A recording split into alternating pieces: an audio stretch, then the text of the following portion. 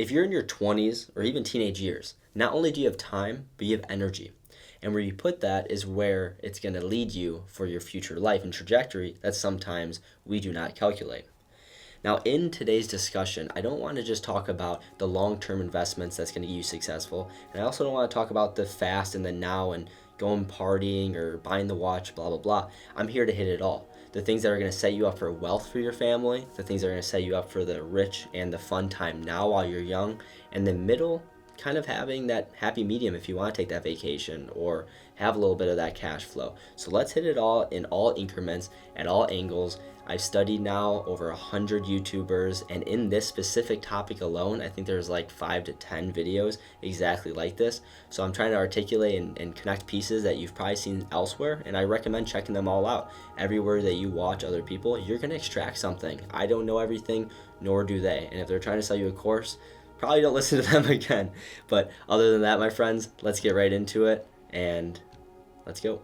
So with today's discussion with the 7 best purchases, it's a mix of your time and also your commitment with financial, physical purchases.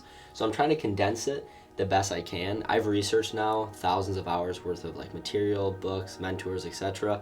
And I've also won and lost hundreds of thousands of dollars. So hopefully you can learn from me being a 22-year-old entrepreneur. And then also what I did the extra thing where I studied other YouTube gurus or YouTube business owners, whatever you want to call it, and have seen what they have said and what they've written down. So I'm condensing it the best I can so it helps all of you, where it's tailored from beginner to intermediate and, maybe advanced. Or in another way to say it, maybe the fun money and the cash flow, the mediocre, so you can have a little bit of money and room to play for your long-term investing, and then really long-term wealth. Because there's rich, or I wouldn't even say there's that. I would say there's like the start, the rich, and the wealthy.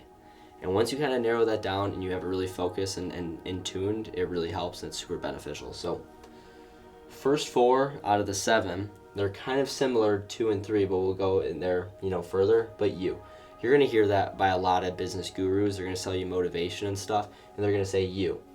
And I used to think that, that's actually them just kind of like scamming or some sort, but it's honestly very true. Like when it says yourself and focus on yourself and build yourself, it's all aspects and facets.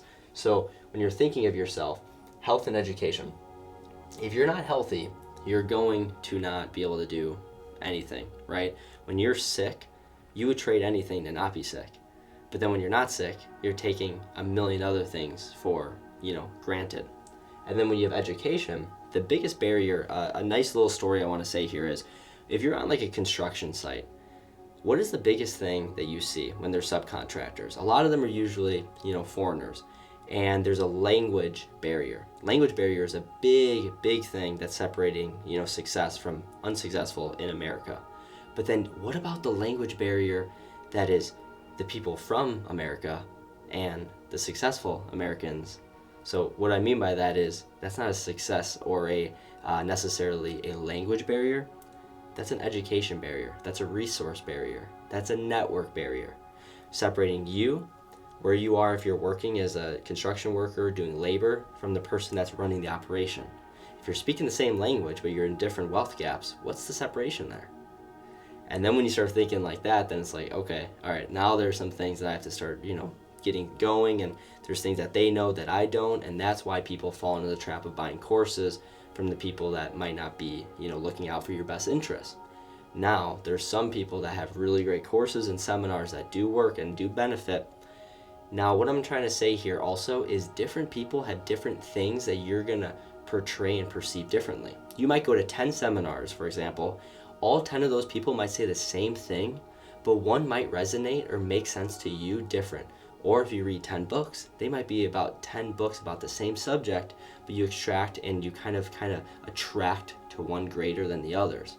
So when you see these business gurus that say you work on yourself, 3 out of the 10 of them might, rub you off the wrong way, thinking because they're going at it pessimistic, and the other 7 might be optimistic, and that's where you go. So you got to take note on that not necessarily everyone's out to, hurt you or be your friend. So have that moderation, be very careful, and be very weary on who you pay attention to, who you learn from. It's going to help you tremendously. So with that long tangent, guys and girls, you focus on yourself overall. It's one of the most important. You have to start with that. I know it's cliche, but it's super most important. With number 2, once you understand yourself, you build the value and you're kind of deserving, you're learning, and you're kind of finding yourself. Networking, courses, seminars, etc. Now, when you're networking, people will always say your network is your net worth. So when you start meeting new people, shaking hands, your opportunities start to grow. Would you rather have 3 contacts in your phone or 100? Now, a lot of the mentors that I've talked to, ranging from $100,000 a year entrepreneurs to $100 million, they have contacts and they delegate. Almost every single time I run into any of them, they have a problem. I've never heard of them say, oh my goodness, it's going to take me this much money or time to fix it. Every single time it's, oh, I got to call so-and-so. Or if they don't know anyone, they say, hey, David, do you know someone that can do that? I've never saw them actually just kind of get on the working hard hat and just start doing it. They delegate. They're masters of delegation. So who you know is very important. So when you have the networking, you're going to be able to actually compete with the people at higher calibers. Because when you're actually competing or trying to become a new entrepreneur, you're competing with people that have 10,000 hours in the day. And you're like, how's that possible? Well, think about it. We all have 24 hours, but when you have, say, 100 employees or more working X amount of hours a day, it adds up, and that's how it's possible. So be very wary of delegation, and when you have the network and resources, people want to help you, and the more you're willing to help, you're going to get. And if you're in the beginning stage of entrepreneurship, do things free. Do things for a very low cost, because that learning and that process that you get is actually going to pay dividends greater than if you were to just do transactional, and I promise you that. Number 3, tools and resources. Now, when you're building these skills and whatnot, you want to start getting and accumulating something, right? Because when we're not committed with our time and money, or maybe even just one of them, we're not committed. Let's be honest. That's why courses and seminars work. Because for some reason, once we kind of pitch forward a couple $100 or a couple thousand, we're like, whoa, now I have to get this done. So when I say tools, buy things that are going to start making sense for the things that you're trying to get done in your life. So if you're trying to get into videography, obviously you need a camera, or at least the bare minimum an iPhone or something. And then you might need an external hard drive and this and that, and you're going to start accumulating where you can afford it with where you are today. And then as you understand business and you have customers or clients coming in, you know how much money you're making. Now you know how much you can risk in your bandwidth, where you can start getting investors and so forth. So that's a very important thing, tools and resources. That's really going to help you. It's going to pay off tremendous, I promise that. And travel and experiences. This is really big, because if you were to just stay where you're born right now, your opportunities and what you do in your lifetime is just in the ecosystem, in the state that you're at right now. But if you experience the world and you meet new people and you do all of these things, your mind is going to be woof. It's like Google, and your brain is like that computer of Google. But would you rather have your brain be like Google, or would you rather have it be that censored version of like parental control of saying, okay, you can only know these 3 things, these 3 people, these 3 locations? Of course you're going to say, I'd rather have Google. So experiencing and doing all these things is going to open that horizon, and everything you touch is seamlessly is going to turn to gold almost. And that's why you see successful people, they have this little snowball effect, and that's because they have so much opportunities, they have so much of a network, and they just have so many eyeballs on them, and it's all energy. When you have this energy going with that momentum, it's unstoppable. So that's the first 4. I'm going to go on to the other 3, and I'm going to break down actually the itty-gritty of what I mean by this, that you can actually have to take this video and start doing things today. So as I was talking about previously, when it comes to side hustles or business or career, start now. Because I see a lot of people, and this is going to be a huge, almost a pandemic-like thing that's going to happen, is a lot of people want this fast money, where it's like, no mom, no dad, I'm going to start this business. I'm going to be a huge business influencer, a business owner. It's, sorry to break it to you, 90% of the time does not work like that. Success takes time. There's going to be a lot of failures. There's going to be a little bit of successes. And if you're coming from nothing, it's going to take time. I promise you that. I really, really promise you that. It's the little things, as of even if you're living at home. If you're living on your own and you have, say, $1,500 in rent, $500 for groceries, and you're only making $3,000 a month, that leaves you with $1,000 left a month, $12,000 a year. Is that enough to start a business? Is that enough to risk it? No. But if you lived at home, that's another 12,000. Now you have 24,000 plus maybe miscellaneous stuff of groceries too. So now you might have a little bit more leeway. Every dollar counts, so you have to be urgent and create cash flows as young as possible. The biggest issue that we all have is cash flows. Everyone could figure out how to be rich in the future 50 years later and invest a little bit now if you're willing to sacrifice the next 50 years of your life. And then if you want to be in moderation, yeah, you can put a little bit and still have fun, but if you're really trying to get rich, cash flow is the biggest issue that you see of the separation from success versus unsuccessful when it comes to financial. So create cash flows, take the risk, do everything when you're young. Travel, go to Africa, go to Bali, go to Cape Town. You know, if you see that girl, go talk to her, or the boy, or whatever. Just take the risk. Who cares? If it's a person, they don't like you or they're in a relationship, they're going to tell you, you're going to move on, and it's a compliment, right? It's a learning lesson. Leave it at that. So it's a little scary, but easier said than done too. But when you get in the habit of it, you're going to be like, whoa, this is actually a lot easier than I thought, and you're actually going to start building up a person that is deserving of where you want to be. So really big one. Just start today. Don't sit around. That's why school is good, in my opinion. Most people say school isn't good, but when you're committed and you have to get it, or you're going to drop out, or you're going to be like, you know, hey, you got to get out of here, or your mom or your dad's like, hey, I'm paying for it, or whatever your situation is, it at least has your back against the wall where you have to do it. And if you're not signed up for college, you're not working a job, you're going to be complacent, you're going to be in the middle, you're going to be maybe even comfortable, or you're just going to become so depressed you don't even want to do it. It's easier to be depressed and easier to just not do the things or go for anything rather than be the person to get up, embrace the pain, and embrace the adversity, and actually build a life that you want. And it can be troubling, but regardless of wherever you stand on that little teeter-totter, I hope, you know, you choose to embrace it, get through it, and whatever you're going through, it always gets better. One day at a time. One bad day isn't a bad lifetime. Always remember that. Number 6, play the act. What is the act? Well, life is that. This civilized thing that we have is the Broadway play that no one tells us about. Right now, there's preparation that goes into this, the lighting and the camera and the preparation of what I can teach all of you. This is a decade worth of material I'm condensing down to help all of you. And when you go to a job that you don't like, you have to smile, act like you're, you know, more than happy to be there. Hey, how can I help you? Whatever it might be. It's a little draining. That's not normal, but that's the civilization that we have. That's kind of the bartering transaction thing that we've came up with to not try to have sticks and stones and anarchy. So I guess it works in terms of the anarchy physical stuff.